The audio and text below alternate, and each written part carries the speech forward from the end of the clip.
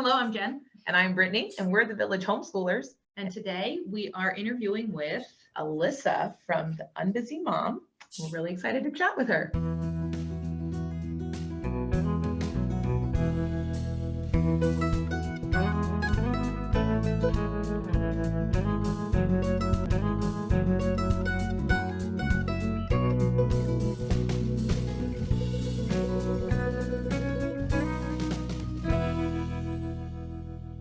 All right, welcome to the Village. We're excited to have Alyssa today from the Unbusy Mom, and she's going to be talking with us about when busy and all that fun stuff. Alyssa, can you tell us a little bit about yourself and how you started this journey? Sure. So I'm an introvert, God follower, and perpetual bookworm, also mom of 5 kids. And I have 12 years experience balancing multiple kids while still getting time to myself to recharge. So that's why I specialize in de-stressing mom life for other introverted moms so that they can reach super mom status with ease, i.e. they don't have to lock themselves in the closet for alone time anymore. This really speaks to me. Yeah, you got Jen. She's the more introverted version of the two of us. And I only have 1 kid, so it's So, Alyssa, I know you've listened to our podcast before. So we run a co-op. At the moment, we have 102 kids in our co-op and 37 families. So Jen may say she only has 1 child, but she really has 102. at least once a week. And I have 3. And it's really funny that we're chatting with you today because we actually spent the morning, our children were at a tennis camp. And we were sitting in a park nearby working on co-op stuff. Kind of stressed out. Yeah, totally. So we'd love to hear some tips. This is a really busy season for us. So we'd love to kind of chat with you about how do you keep the peace when it is a busy season in your life? What do you do as a homeschooler, as a mom of multiple kids, as an entrepreneur, all those kinds of things? And socializing the homeschool kids is so important. I have to do that. Sure. So I've got 3 tips. First, take a look at what you can realistically do. Do you need to announce a 5-meal or maybe 10-meal rotation? There will be no food blogs, no Pinterest recipes, and it's going to be Instapot every night. Okay, go for it. You're feeding your family. Activities just for 1 semester? Well, go right ahead because your sanity is more important than having an unbroken participation record. Second, write out what's truly bothering you in this busy season. It's not just, oh, we have a lot going on. It's doing something to us as moms. So just a quick overview. Look for 1 to 3 annoyance points in your day. Look for 1 to 3 annoyance points in your day or week. Journal, walk, talk with somebody. Find out what the real cause of your overwhelming resentment is instead of just saying, oh, I'm just so busy. Right. Yeah, it's tough. I keep going over my calendar and I'm like, I have something to do every single day and I hate it so much, but you feel obligated and then your kids really, so it's sometimes tough to prioritize yourself. Yeah. How do you do that with 5 kids? Well, they have grown up with having a 3-hour quiet time every afternoon. Okay. Oh, that's amazing. So tell us how you do that. Let's start with that. Is it at the same time? Yes. Yes. Let's start with that. Is it at the same time? Yes. Yes. So this is when, they were so young, they needed naps. And sometimes they would take a full 3 hours between, fiddling around the room, then falling asleep. And some of them have kind of long wake ups that they'll be grumpy if you fetch them right away. And they need to stay in there for half an hour and chatter to them. At the beginning, it was, 1 o'clock. Everyone goes down for quiet time. That means I can do something I want to do. And then as they got older, we just switched it to, okay, it's room time. You don't need to do chores. You don't need to share with your siblings. You can kick them out of your room if you want. No homeschooling required right now unless you won't be helping you during quiet time. And, it's a time for you to decompress too. I've never heard of that. That is really awesome. And now, are your children introverted? A lot of them are. I think some of them have a higher people tolerance than I do. But then they'll go back and say, oh, I need some quiet too. So far, I think it leans very introverted to maybe the halfway in between. Okay. No extroverts. That's good. Yeah. Do you what do you do during that quiet time? Is that it's 2:00. So I'm guessing Dinner prep. or this, you Yeah. do this during your quiet Wow, time. that's true. Oh no, Yes. we're socializing with her during her quiet time. Well, no, see, now that I'm an entrepreneur, quiet time is business time. Okay. Yeah. But I can yeah. also exercise, go for walks, catch up on other podcasts I want to listen to, like yours, read a book, whatever sounds fun for me, as long as it's not chores. Okay. Yes. I like that. I No love chores. that Yeah. rule. I love that rule. That's great. Yeah. And now I said I'm more extroverted than it's really funny. Jen and I have this joke. I take the Myers-Briggs test where it tests you. I can 10 point into introvert. Depends on how Oh, I'm my. feeling. Yeah, I'm right on the line. So then it's like we have a busy calendar and our co-op is really busy. There's a lot going on multiple days a week. And I have days where I'm like, this is so great. We're going to be out in nature. We're going to be with our friends. We're going to be, a really good example to the community, we live in. And then other days I'm like, oh my gosh, I don't want to go anywhere. And then we're fighting what leader has to go to events. Yeah. We have a text train and we're like, who's going? Because somebody has to go. somebody has to. And It's not going to be me. Yeah, exactly. Drawing boundaries is hard. Exactly. Drawing boundaries is hard. How do you protect that space with people outside of your house, though? Your friends, your church, your church family. How do you draw those boundaries and protect them? Well, it's been fairly easy for me since my youngest just turned 3. So for many, many years, I could just say, sorry, it's nap time. So I'm not going to be out at the playground on a play date, going to your house, whatever, during afternoon quiet time. They need to be home so they can go to sleep. And if they're other moms, they understand cranky, fussy toddlers and babies. So tougher though with teenagers and older kids though, isn't it? Well, I don't know. They value having time to themselves so they can kick their brothers out of their room. So That's true. That's a good point. Well, is that harder, you think, for somebody who has an only child? Like Jen? I guess I would have maybe assumed it would make it easier. I mean, it depends which side you fell on. If you fell on the people pleaser, oh, my kid wants me to do this with them during quiet time, it could be harder. But it could be easier in the sense that you're like, okay, there's only one of you, only one set of activities. I'm just not going to put any in at 2 and 3 p.m. Yeah, Probably. yeah. Yeah. Oh, now I'm going to go home and institute this. I know. It's honestly, it's interesting. My older children, as they've gotten, my oldest is 11 and she does this almost on her own now. Like we came home yesterday at 1:00 and she went up to her room and she loves to draw and write in her journal. And that's what she did.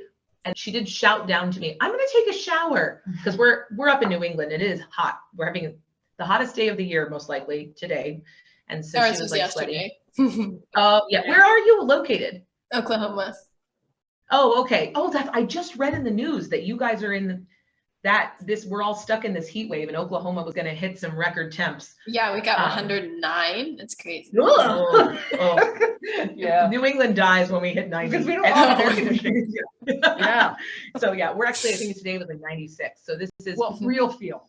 This is pretty brutal for up in the Northeast. Yeah. But so yes, I'm from Florida originally, so I laugh, but then I also have adapted and now I'm sweating too, including my child who was born in South Carolina, but she has adapted. And so she took a shower and it was like kind of nice. Like I only had really to worry about my 6-year-old and my 9-year-old. And my 9-year-old will sometimes go and play by herself.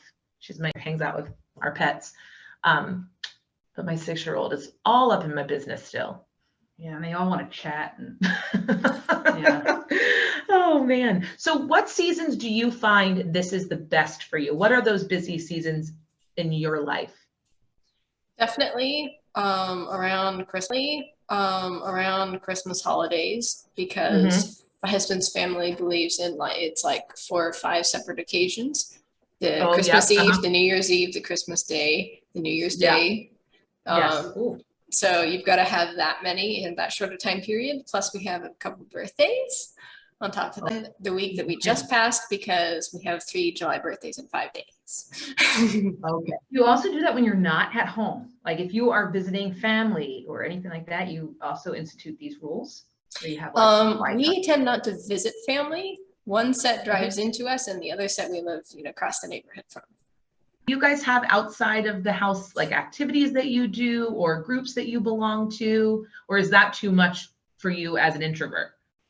We tend to keep it to one, maybe two max, because I don't do well with multiple nights out a week. So Yep. extended family is already one. So extended family is already one. So if we want a church group, you hang out with other families, that's two. And then I'm usually like, okay, can't take more. Unless someone else takes the kids and I'm not the person doing it. Okay. And do you recommend doing that? Having somebody else kind of help? Yes, definitely. Key strategy. So Jen and I do that with each other. Actually, at the moment, Jen's husband has all of our children and they are at a science center. Yeah, that sounds very fun for them. Yeah.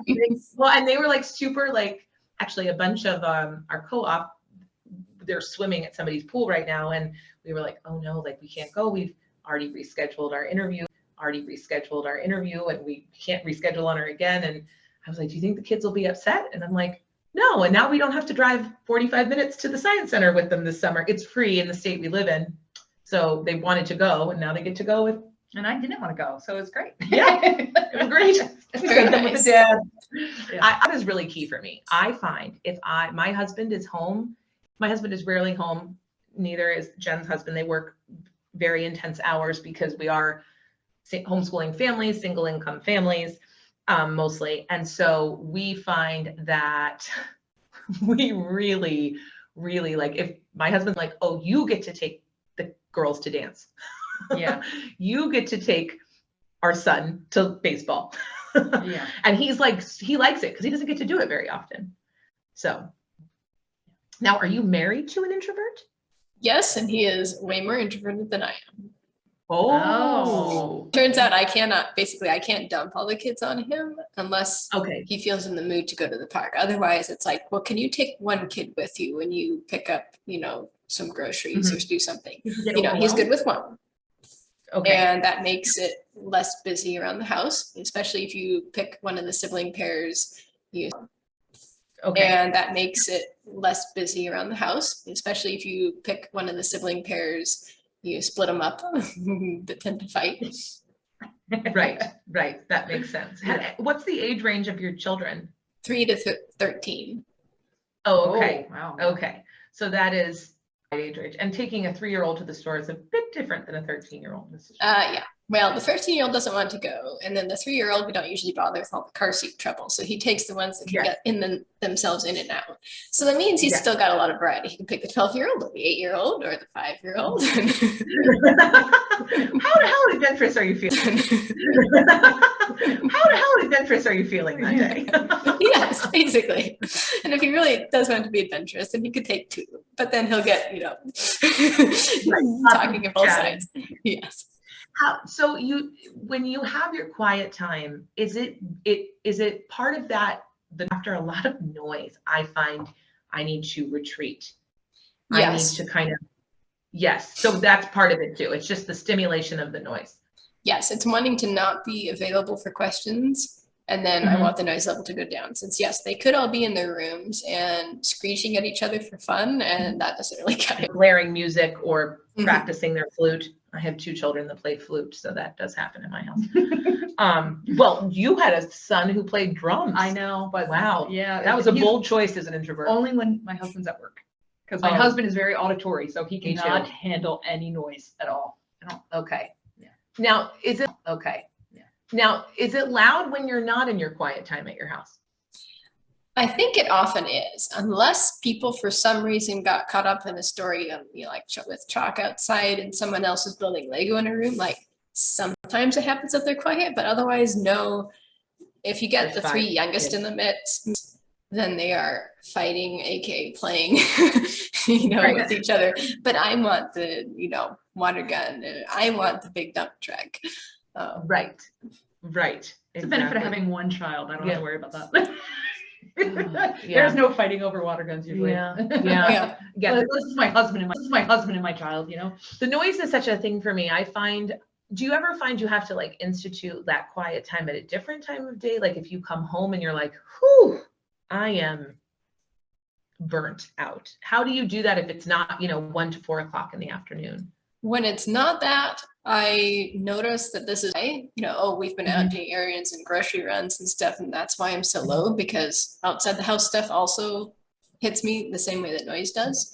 And then I might try to encourage, have a picnic lunch outside or something, but I also don't want to cut off their free range of the time. Since they will still have that, I'll still want the full 3-hour block. So I'm not going to like shift it up during the day, because I don't want everyone coming out at 3 p.m. and waking up the baby. So I've also found, like, if I get them to help more, since for me specifically, it's like the errands, like, okay, do I have people help me unload? And then sit there and make a pile of, this is going to the pantry, this is going to the freezer, this is going to the chest freezer, that kind of a thing. Then I didn't feel like I had to do quite as much of the work, and I find I still have some more energy resources left. Okay. Do your kids share a room?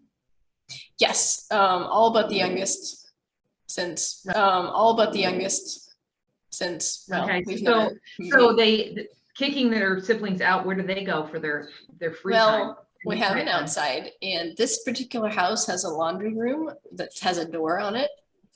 So it actually has a decent amount of space for someone to go take in blocks and Duplo or books. And they do tend to separate. They're not like quietly fighting, are they?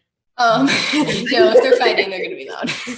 Yeah. Okay. My sister and I used to do that when we would get in trouble. We just, whack each other. No, my girls don't fight, and my boys, boy fighting is loud. Boy fighting is loud. And includes some people that don't have high pain tolerances despite the male gene. So. I find that to be a myth as well. Yeah. So now you mentioned that you don't do quiet time, which is really what speaks to me, because when my house is quiet, then I feel like, oh, there's laundry, there's dishes, there's food prep. We both are canners. Let me go can those pickles while I have 20 pounds of cucumbers in my fridge. How do you do that? How do you preserve those 3 hours and keep them household chore free? For me, I have to have the chores done ahead of time, because I am not good at telling myself to take a break if I've still got stuff, laundry on the sofa or the pickles in the fridge. So that tends to mean I need to have a 3-item to-do list every day, or it's bathroom cleaning day or something. That way I can get through it in the morning with homeschooling and deal with some, like at 12, I'm like, okay, I've got an hour left. What else can I knock off? Because otherwise I'm going to have to push it to after quiet time. Then we're dealing with supper, and I know I'm going to feel like, shoot, I have to make up for now. Right. So you guys only do schoolwork in the morning then, I guess, right? Basically, partly because of, the energy activity level. So I will tell the girls, okay, if you want me to grade something, you have to turn it in, say, by noon. So I have time to grade it before quiet time. I will then send it back. So I have time to grade it before quiet time. I will then send it back to you. If you want to work on it during quiet time, you can. Or you can give yourself a break and then come out at 4 o'clock and work on it, and then I'll turn it back to you before supper. That kind of a thing. That's like nice though. That's a good life skill. Some good stewardship that you're learning by doing. It's like nice though. That's a good life skill. Some good stewardship that you're learning by doing that. That kind of thing with kids. So do they get chores, and are they helping you when it's laundry day? Those kinds of things. Yes. Now that most of them are pretty big, a lot of them are doing chores, and the 3 oldest do quite a lot of chores. So everyone and the girls don't dirty enough, so they share a load. So one person does her load or her laundry plus her sisters, and the other person does towels for all her siblings. So everybody's responsible for 1 load of laundry. Everyone's responsible for 1 part of bathroom cleaning. And then everyone is responsible for 1 part of kitchen cleaning. Typically there's another, Saturday, like food prep or something, or extra cleaning chore. Okay, that makes sense. And this is intriguing to me. One of the things we get a lot when we're encouraging people to start homeschool groups or communities so they have support is that they're like, but I don't have time, or I can't do that. And I am involved in another organization that talks a lot about finding the hidden time. And I feel like that, I could use some time management skills too. I'm not saying I couldn't, but that if you can do other things in your life and set 20 minutes where you can get the work done, like it does take planning. It does take saying today is laundry day, today is canning day, today is, whatever it is that we're going to do school between these hours only and that kind of thing. But there is potentially time in your day and the rewards you get would be greater. So these are great tips for that, I think. Do you have anything else you'd love to tell homeschooling families about time management? Sure. Try framing it to yourself as, yes, I do need to use some self-discipline because it's canning day or it's laundry day, but that is because I'm homeschooling. So it's like you have two separate things going on. You're being a homemaker and a home educator. So if you want to make sure that you can go get that community, have your kid do a field trip, or take 3 hours in the afternoon for yourself, you're going to have to be extra industrious at a different part of the day. So, okay, what do I really want? Do I want to skip the garden next year so that I never have to can anything again? Oh, no, but I really love the homemade pickles. Okay. It's getting honest with yourself about the priorities and saying it is okay if you suddenly decide you don't want to do a certain thing that you thought, oh, all homeschooling moms do this, of course. Right. When we talk about that all the time, the funny stereotypes that a lot of us end up leaning into, including both Jen and I, like with our chickens and our sourdough. And our canning, apparently. I'm actually wearing a denim dress right now. Let's just be honest. It's one of those days. But yeah. Because she was covered in blackberries. Well, I was.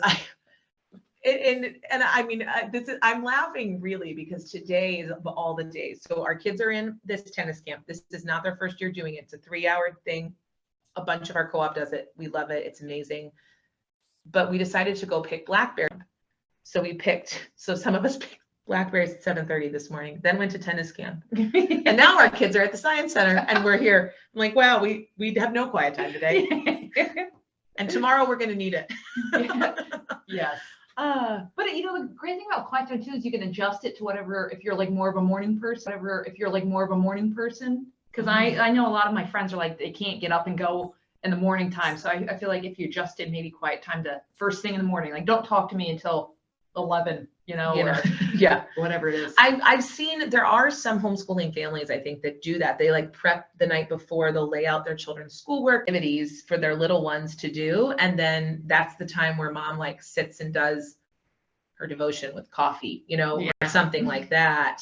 And, or does, something or does her podcast or does co-op work. That's when I do mine, is in the morning when it's quiet in my house and my kids are still asleep. It's in the morning when it's quiet in my house and my kids are still asleep. And so that, I guess you're right. It's totally flexible. Just depends on when you need it. So the other thing, if we have a little bit more time, we did want to chat with you about was self-confidence as a homeschooling. I don't know if I have enough time for that. Yes, we do. We get the, especially in ours, because we are a large co-op and we're in a state, and I think this is probably true for Oklahoma too, because you guys have similar homeschooling laws to us. Actually. There's a lot of homeschoolers here. So there's a lot of comparison going on, which, as they say, is the thief of joy. So, and it's like, oh, look at that, those children are doing this and that family is doing this. And, that becomes a self-reflection issue.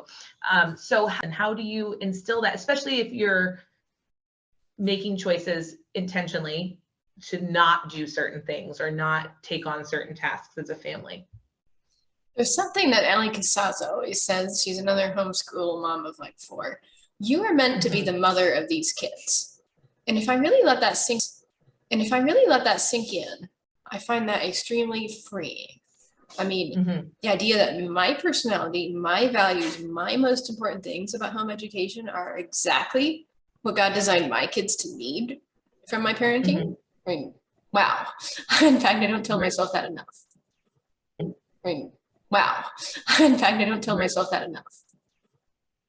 Right. So yes, exactly. So like you're doing what your kids need. Yes. Instead of looking at, oh, their kids do this, I bet my kids would also love to do that. Instead think, No. Something about me, God paired us up. Right. Oh, and that's kind of like why we do the co-op thing, because there's always one mom that's like, well, you're better at doing the hikes with the kids, or you're better at doing the poetry with the kids. So yeah, I guess that's a. Okay. Yeah, I think we preach that a lot. Like, you can't be every mom. I am not the board game mom. I say this all the time. I hate playing board games with my kids. I hate it. It's not fun for me. I get stressed out.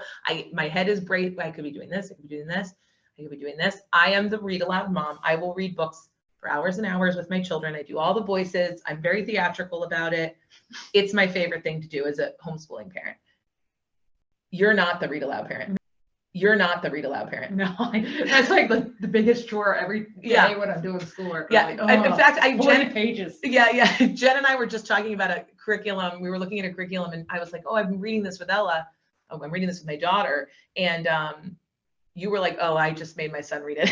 Yeah. And I was like, oh, like you're like totally willing to like hike, cook with kids. You cook with kids. I don't love that either. So I do like cooking with kids. Yeah, we talk about it all the time. Like, you can't be every mom. If you really want your children to have that experience, like you said earlier, if somebody else is going to take them to go on that hike and you can stay home, let them, as long as assuming you trust them, and let them, as long as assuming you trust them, and you know, or that they'll be fine even if you aren't all those moms. Yeah. You know. Oh yeah. I think that's the big thing too. Also, like, I don't know. Not all my kids love board games. And like Alyssa, like you said, you're an introvert and you have a lot of introverted children. Yeah, my son comes home from co-op on Fridays. It's so loud. He just is like, I just want to cry. Because it's just so much stimulation. Yeah, I think that's so true. And then we're real cranky. Yeah, it's so true. Now, do you ever say, okay, this is too much of a commitment. I'm going to step back. I'm going to call back and cancel. How does that work? We just try to be really, really choosy about which ones we sign up for, because we don't like to be the family that says, oh, sorry, I can't make it this week. So it's kind of okay, if we sign. So that's meant if it's like a church volunteer thing, we will say up front, we're only doing it once a month. And then that way we're not canceling. Or if it's a, small group thing, we, carefully look at the schedule and see, all right, can we make that work for our family? Based on basically other years of other groups gritting our teeth time when commuting there and back and saying, when we're done, we are not doing this again. That's because I have a set schedule like that, or set answer, because I end up feeling obligated to volunteer for all these things or do all these things because my friends are like, come on, and I feel guilty. And I end up doing it, and then I'm miserable and hate it. So well, what's really interesting, that we've had this conversation before, Jen, where you say like, oh, I had a fabulous time and I never want to do that again. Because even though you had a really good time, it was still too stimulating. So yeah, I think that's super, super interesting. Yeah.